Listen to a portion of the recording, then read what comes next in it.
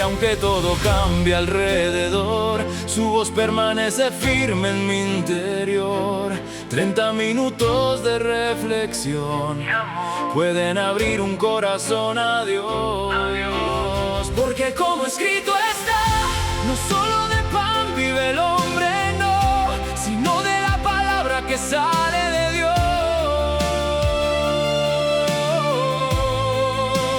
Porque como escrito está, su voz es vida, es luz, es dirección, lo eterno sostiene mi corazón. Y si el alma tiene sed, su palabra es mi pan. Si la noche me rodea, su verdad me hará caminar. No solo de pan, no solo de pan, no solo de pan, sino de su voz.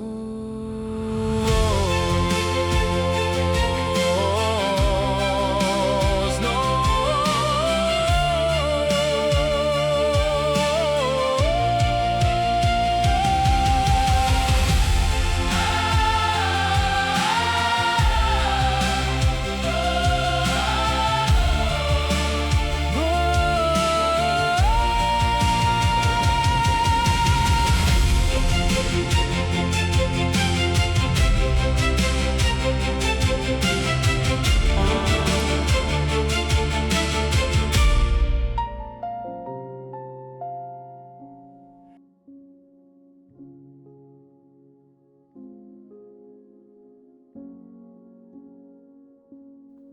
Doy gracias a Dios por la oportunidad de compartir su palabra y de traer enseñanzas a través de ella.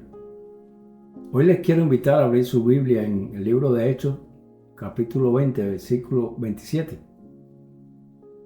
Pablo escribió a los ancianos de Efeso en Hechos 20, 27, diciendo: porque no he rehuido anunciaros todo el consejo de Dios. Es decir, Pablo no evitó predicar los temas difíciles, incómodos o impopulares, como es el arrepentimiento, el juicio o la santidad, solo por agradarle a los oyentes o evitar conflictos al hacerlo. Y es que hay temas que son fáciles de predicar, como son la fe, la esperanza, las promesas, las bendiciones. Pero hay otros que también forman parte del consejo de Dios, como son el orgullo, la envidia, la amargura, el perdón y el arrepentimiento.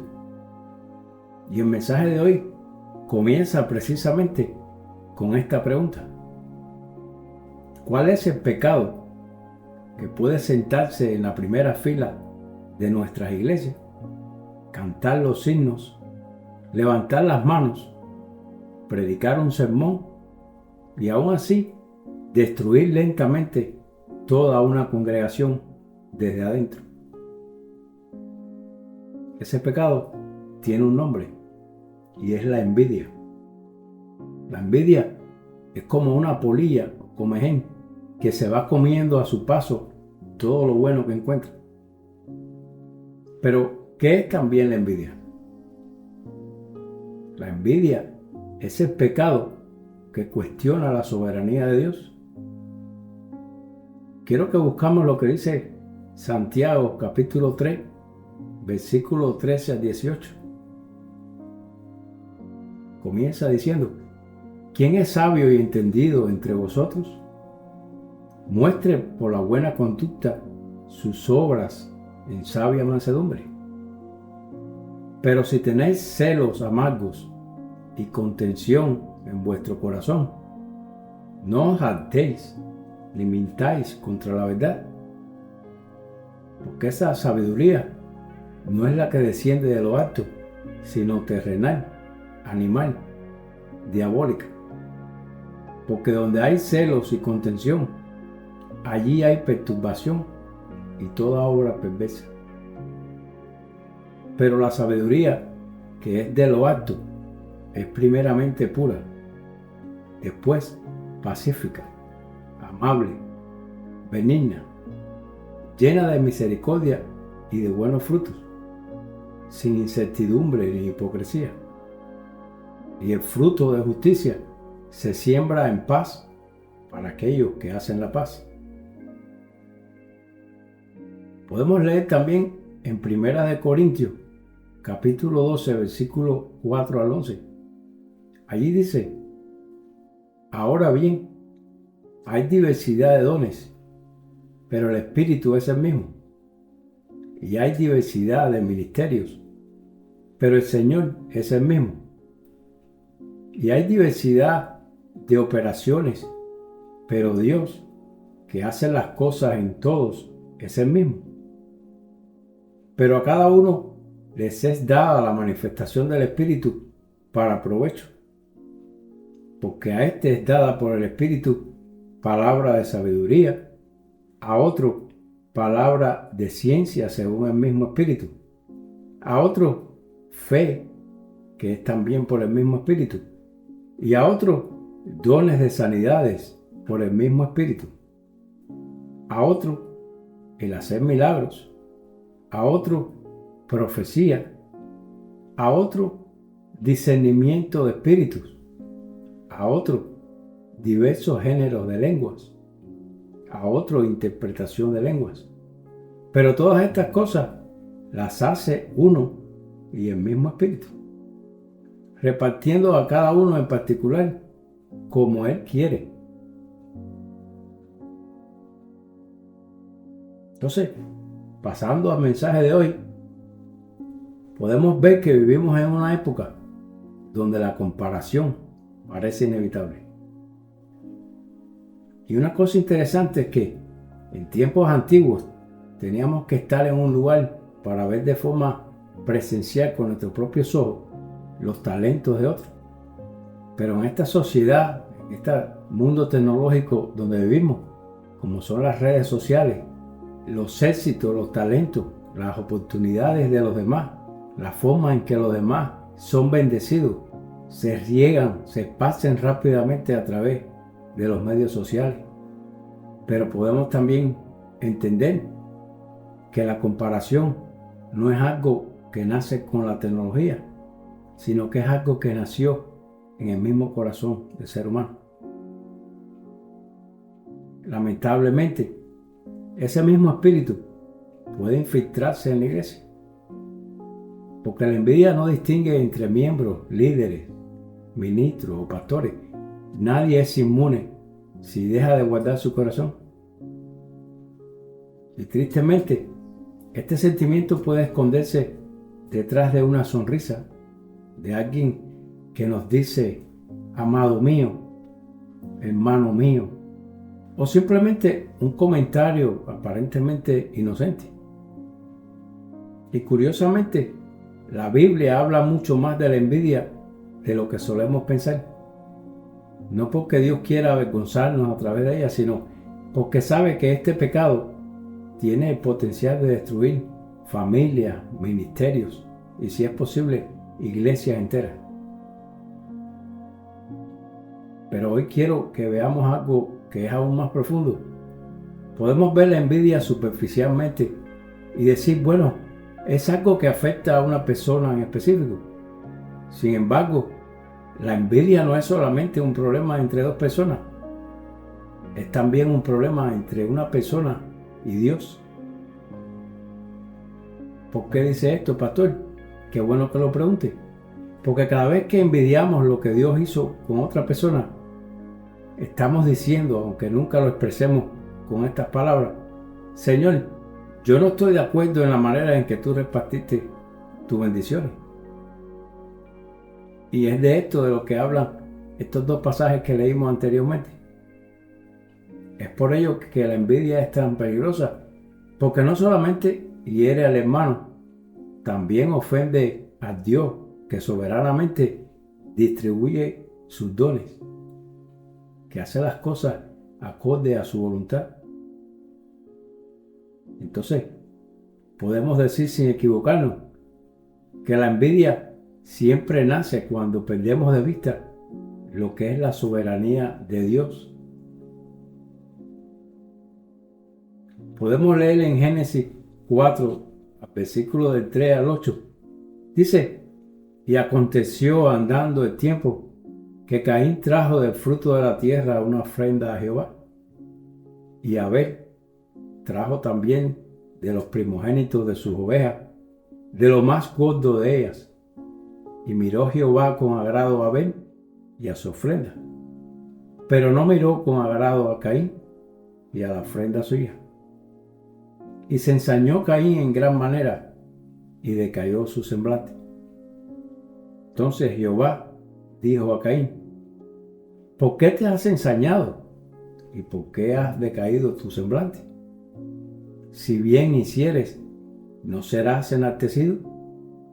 Y si no lo hicieres bien, el pecado está a la puerta. Con todo esto, a ti será su deseo, y tú te enseñorearás de él. Y dijo Caín a su hermano Abel: salgamos al campo. Y aconteció que estando ellos en el campo, Caín se levantó en contra de su hermano Abel y lo mató. ¿Qué nos enseña estos pasajes desde el mismo libro de Génesis? Vemos que en este pasaje Caín pudo haber corregido la envidia que sintió hacia su hermano. Pudo haber cambiado su actitud. Pudo haber preguntado: Señor, ¿qué debo hacer? Y es que de hecho Dios fue quien dio el primer paso, porque antes de Caín levantara la mano contra Abel, su hermano, Dios salió a su encuentro y le dijo: ¿por qué te has ensañado? Si bien hicieres, ¿no serás enaltecido? Es decir, ¿cuál es tu bravura? Si hubieras hecho el bien, si hubieras hecho algo bueno, ¿acaso yo también no estaría contento contigo? En ese momento, Dios le mostró que todavía había una puerta abierta al arrepentimiento. Eso nos enseña que el Señor siempre confronta el pecado con el propósito de restaurar antes que de condenar. Sin embargo, Caín escogió mirar con cizaña a Abel y matarle a su hermano. La envidia no es un problema entre dos personas, es un problema entre una persona y Dios. Verás que este sigue siendo el mismo problema en los días de hoy, y no solamente un problema que afecta al mundo secular, sino inclusive la vida de muchos creyentes. Santiago dice que donde existe envidia, existe toda obra perversa. Él no dice algunas, él dice toda obra perversa. Entonces, hasta aquí podemos ver que toda envidia comienza con una comparación. Y veremos que la comparación nunca termina bien. ¿Por qué digo esto? Porque cuando nos comparamos con quienes parecen tener más o son capaces de hacer algo mejor, esta comparación puede producir en nosotros un sentimiento de inferioridad o de incapacidad. En cambio, podemos ver de forma contraria a esto, que cuando nos comparamos con quienes tienen menos, entonces esto puede producir en nosotros orgullo y alimentar nuestro ego personal. La realidad es que ambos lados de la comparación pueden ser capaces de despertar en nosotros sentimientos totalmente desagradables. Vea usted que Dios nunca nos llamó a compararnos, nos llamó a ser fieles a Él, a ser obedientes a Él. La pregunta que Dios hará un día no será: ¿por qué no fuiste como Moisés? No, será: ¿fuiste fiel con lo que te entregué? La pregunta que Dios hará un día será: ¿fuiste humilde, considerado, amoroso con los demás, con tu prójimo? Y aquí es necesario que veamos algo. Jesús dijo en Juan 13:34: un mandamiento nuevo os doy, que os améis unos a otros como yo os he amado. Luego en Mateo 22, versículos 37 a 40, Jesús dijo: amarás al Señor tu Dios con todo tu corazón y con toda tu alma y con toda tu mente. Este es el primero y grande mandamiento. Y el segundo es semejante: amarás a tu prójimo como a ti mismo. De estos dos mandamientos depende toda la ley y los profetas. Note usted que Jesús no estaba creando estos mandamientos como muchos interpretan, sino citando el Antiguo Testamento. Porque amarás al Señor tu Dios se encuentra en Deuteronomio 6:5 y amarás a tu prójimo como a ti mismo se encuentra en Levítico 19:18. Amiga y amigo mío, cuando leemos la primera parte que dice amarás al Señor tu Dios con todo tu corazón, por lo general nadie tiene confusión alguna al respecto. Sin embargo, en donde dice amarás a tu prójimo como a ti mismo, es aquí donde muchos tratan de redefinir el significado de la palabra prójimo, quizás para adaptarlo a su propia conveniencia. Existe un mito para muchos que el prójimo es alguien perteneciente a un círculo cercano, a un círculo cerrado. Muchos confunden prójimo con un hermano en la fe debido a la comunión espiritual, con un amigo debido al afecto mutuo, o un familiar debido a lazos de sangre. Pero si el prójimo fuera solo este grupo, el mandamiento de amar al prójimo sería fácil y no requeriría transformación espiritual. Jesús mismo aclaró esto en Mateo 5:46, cuando dijo: porque si amáis a los que os aman, ¿qué recompensa tendréis? ¿No hacen también lo mismo los republicanos? Verás que la palabra prójimo proviene del latín próximos, que significa el más cercano. El prójimo es cualquier ser humano, un ser humano que Dios pone delante de nosotros sin importar la distancia, la nacionalidad, la cultura o la forma en que llegamos a conocerle.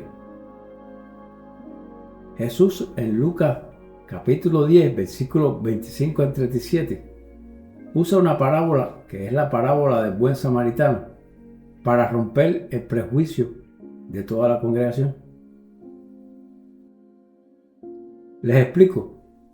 En el contexto cultural, los judíos y los samaritanos se odiaban a muerte por causa de la religión y por causa de la raza.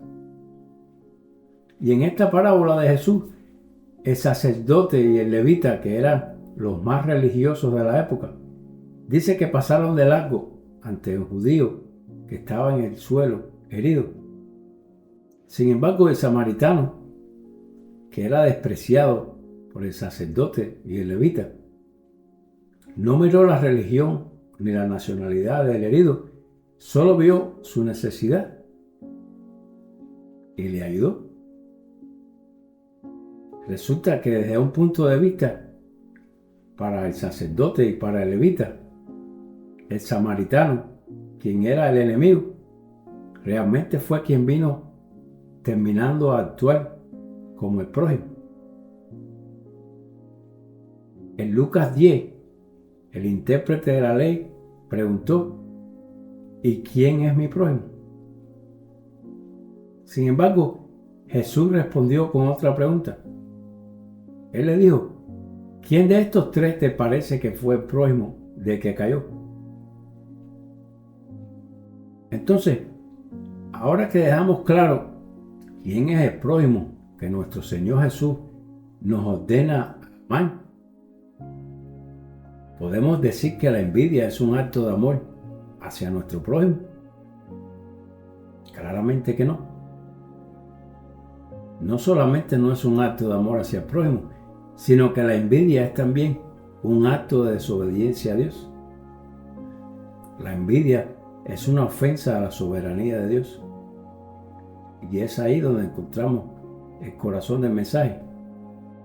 Primera de Corintios 12, Dice que el Espíritu reparte los dones como Él quiere, no como nosotros queremos, no como creemos que sería más justo, como Él quiere. Entonces, esto significa que Dios decidió dónde naceríamos, cuáles serían los dones y capacidades que Él nos confiaría, qué llamados recibiríamos y en qué tiempo lo haríamos, qué responsabilidades tendríamos, qué pruebas enfrentaríamos. Verás que nada ocurre accidentalmente. Cuando envidiamos el ministerio o la vida de otro, estamos cuestionando la decisión de nuestro Dios. Es como decir: Señor, creo que te equivocaste al darle eso a él o a ella. Tal vez nadie lo diría con esas palabras, pero eso comunica nuestro corazón y Dios mira el corazón. La envidia revela que aún no descansamos en la perfecta sabiduría de nuestro Padre. La envidia hace que dejemos de servir para perder el tiempo mirando o comparándonos con otros. Si Caín nos muestra hasta dónde puede llegar la envidia en una familia, Saúl nos muestra hasta dónde puede llegar la envidia en un liderazgo.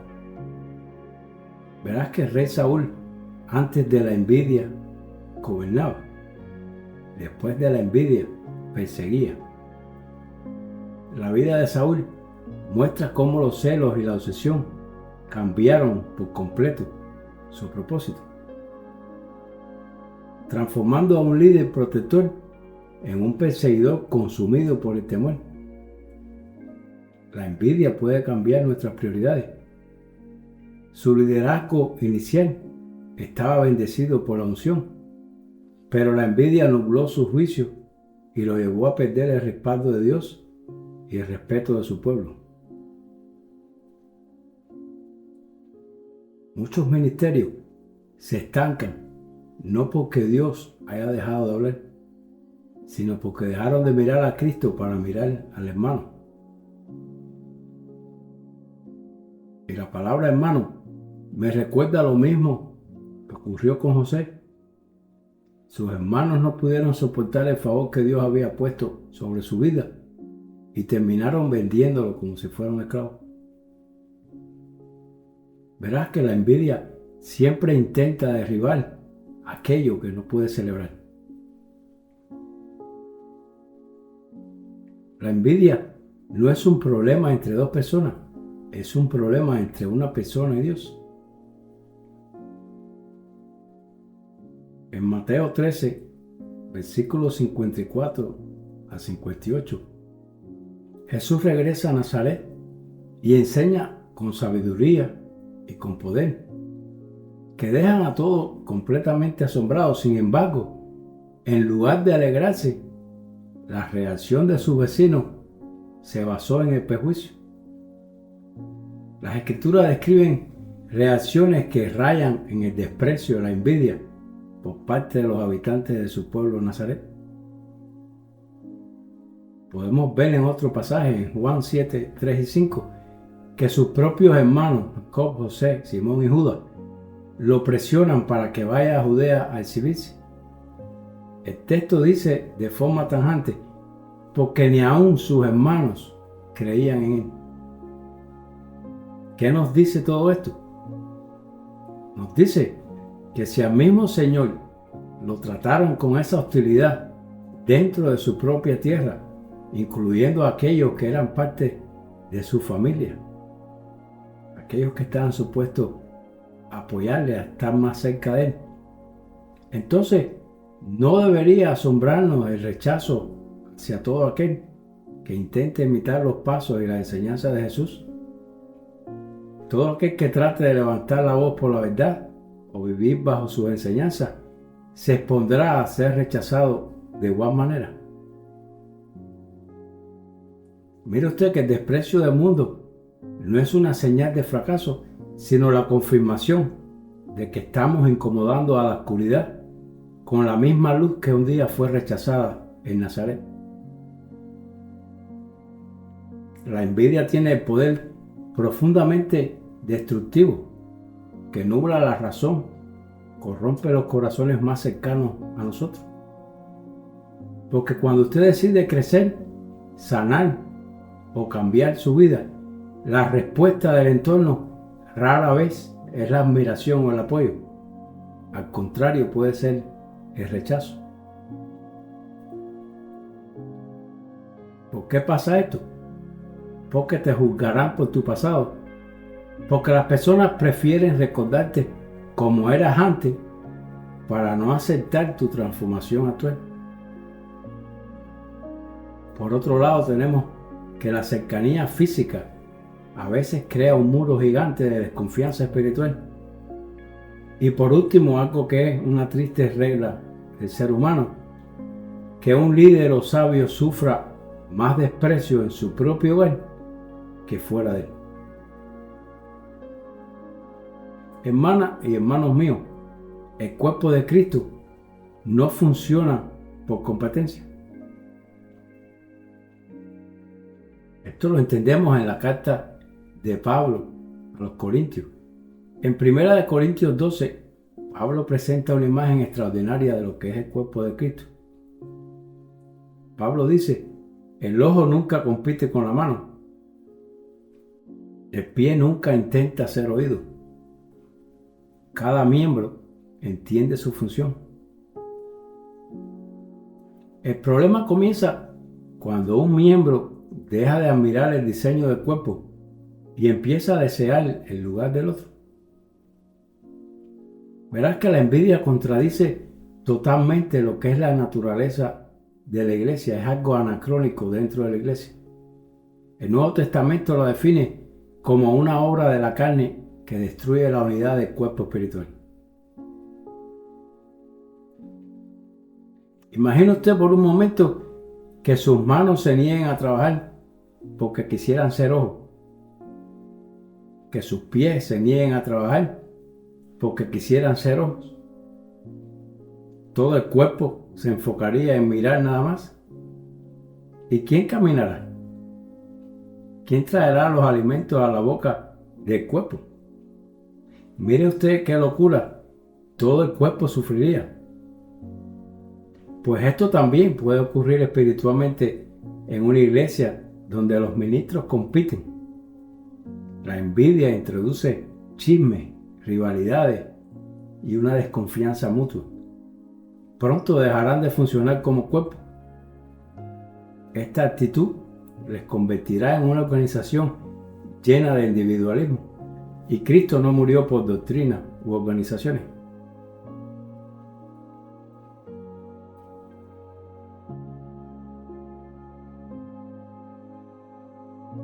Esto nos deja con una pregunta. Una pregunta que nos hacemos a nosotros mismos, que respondemos en nuestro propio interior.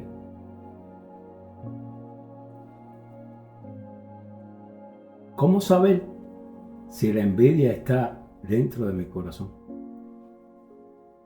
Porque la envidia no siempre se manifiesta como odio.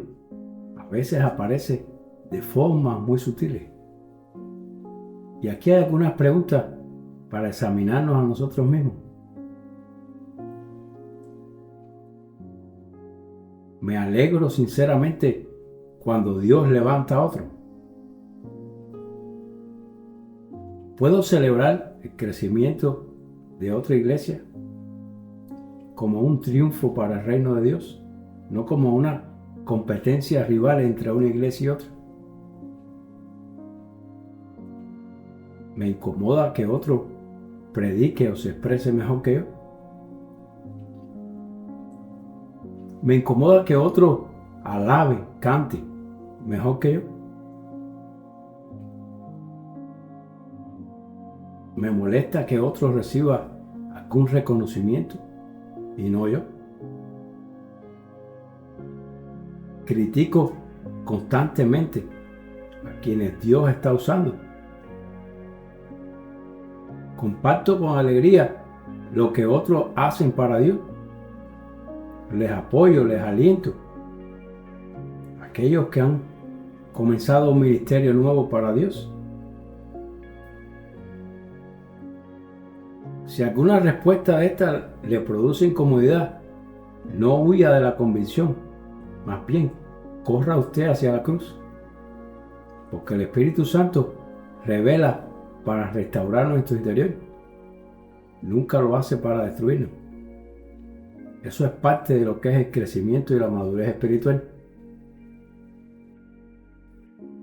¿Cuál es el antídoto divino para la envidia? Primero, el arrepentimiento. No justificar, no esconder. El segundo, la gratitud, porque la gratitud mata la comparación. Quien agradece lo que tiene, deja de vivir obsesionado con lo que le falta.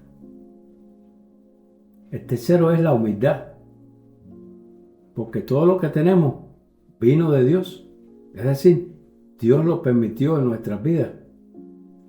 En una ocasión Pablo preguntó, ¿qué tienes que no hayas recibido? Si todo fue recibido, entonces nadie puede gloriarse. Y cuarto es descansar en la soberanía de Dios. Este quizás sea el mayor remedio. Dios nunca se equivoca repartiendo sus dones. Nunca llamó a la persona equivocada. Nunca entregó un ministerio por accidente. Nunca bendijo a alguien por error. Cuando entendemos esto, dejamos de competir unos a otros. Empezamos a celebrar la vida, los logros y las bendiciones de los demás. Porque comprendemos que el éxito del reino nunca depende de una sola persona. Sí, todos somos colaboradores, pero la gloria pertenece a Cristo, nuestro Señor. Entonces, la verdadera pregunta no debería ser, ¿tengo envidia? La verdadera pregunta debe ser, ¿confío realmente en la sabiduría de Dios para dirigir mi vida? ¿Es su espíritu en mí quien guía mis pasos? Porque la envidia siempre dice esto, yo habría repartido las cosas de otra manera. Yo habría hecho eso o aquello mejor. ¿Qué tiene él o ella que no tenga yo? En cambio, la fe responde, Padre, aunque yo no entienda todas tus decisiones, confío plenamente en tu voluntad. Hoy el Espíritu Santo nos llama a poner nuevamente nuestros ojos en Cristo. Podemos leer en Juan 21, 20 al 22, justo después de que Jesús resucitado restaura a Pedro y lo profetiza cómo morirá. Podemos ver ahí que cuando Pedro preguntó por el futuro de Juan, Jesús respondió, ¿qué a ti? Sígueme tú. En un vocabulario más moderno, Jesús le dijo, eso no es de tu incumbencia, tú simplemente sígueme.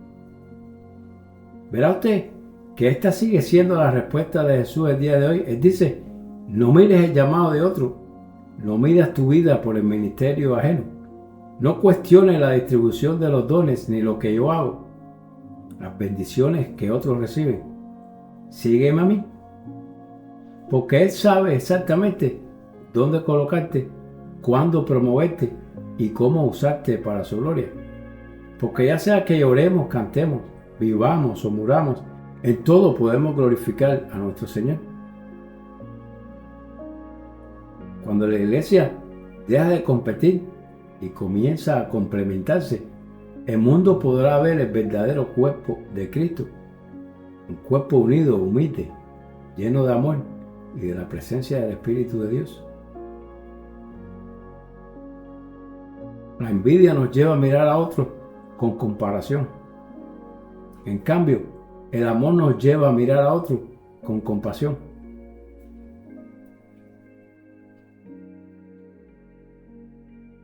Mis amados hermanos, miremos por un instante hacia la eternidad, el día de mañana, cuando usted y yo crucemos los umbrales del cielo y nos presentemos ante el tribunal de Cristo. El Rey del Universo no nos va a recompensar por haber tenido el ministerio más grande. Dios no nos va a pedir cuenta por tener la voz más hermosa, ni nos juzgará por la posición más aplaudida por los hombres, no. Ese día los títulos terrenales y los aplausos humanos se van a desvanecer. De nada servirán. Ese día el Maestro buscará una sola cosa en nosotros: fidelidad. Seremos llamados a rendir cuentas estrictas por la mayordomía de lo que Él colocó en nuestras manos. Y a Dios le importará lo mismo si le entregamos cuenta por un altar público, por una labor silenciosa en el anonimato o por el cuidado y la salvación de nuestra propia familia.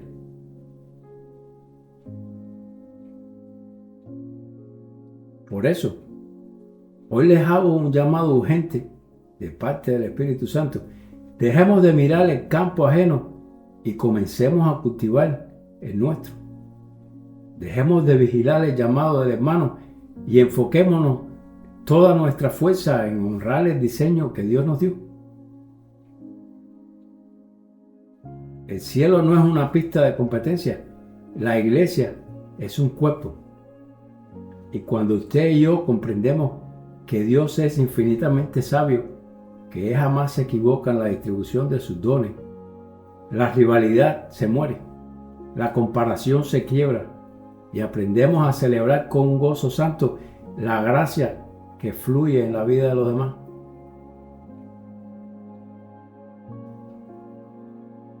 Iglesia, que nuestra única y más alta ambición en esta tierra sea escuchar la voz del Padre diciéndonos: bien hecho, siervo bueno y fiel. En lo poco fuiste fiel, en lo mucho te pondré. Entra en el gozo de tu Señor.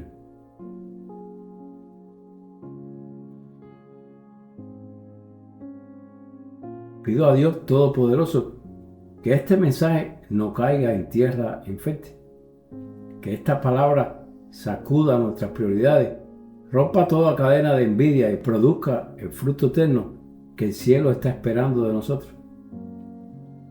Que la gracia y favor y la paz de nuestro Dios reposen abundantemente sobre cada uno de sus hogares. Dios les bendiga poderosamente. Pastor Cruz.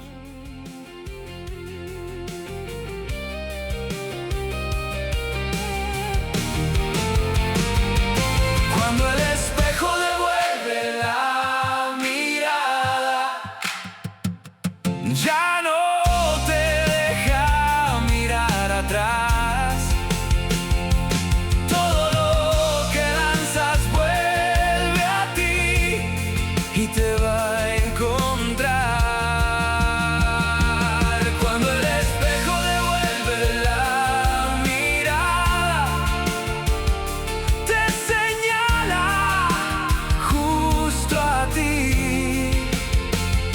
La viga que no veías en tus ojos antes de hablar mal de mí. Cuando el espejo devuelve la mirada, me quedo aquí.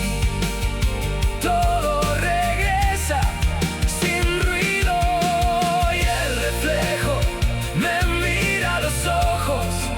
La imagen de papel se